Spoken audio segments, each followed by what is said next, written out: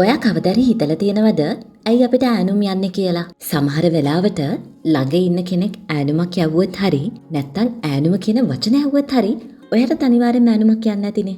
අද අපි කතා කරන්නේ අපිට පාලනය කරගන්න බැරි ඈනුම් යාම සහ ඒක බෝ වෙන විද්‍යාව ගැන. මුලින්ම අපි බලමු ඇයි අපිට ඈනුම් යන්නේ කියලා. හිතන්නකෝ ඔයා දැන් පැය 16ක් විතර එක දිගට අවදි වෙලා ඉන්නවා කියලා.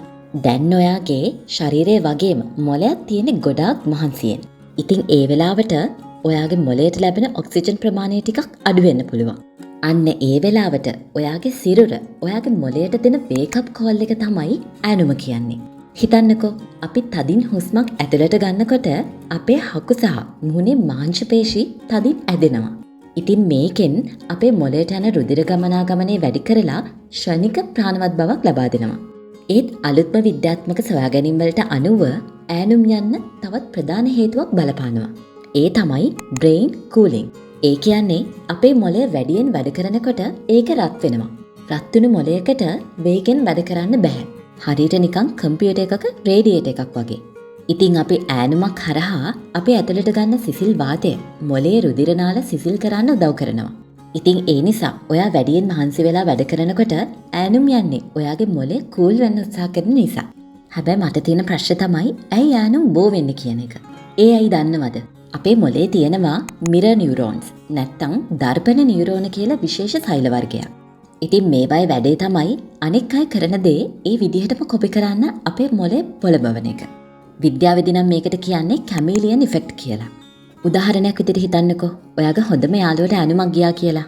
එතකොටම ඔයාගේ මොළයත් හිතනවා එයාට ඔක්සිජන් අවශ්‍ය නම් හරි එයාගේ මොළය කූල් කරගන්න ඕන නම් හරි මටත් ඒක අවශ්‍ය ඇති නේද කියලා.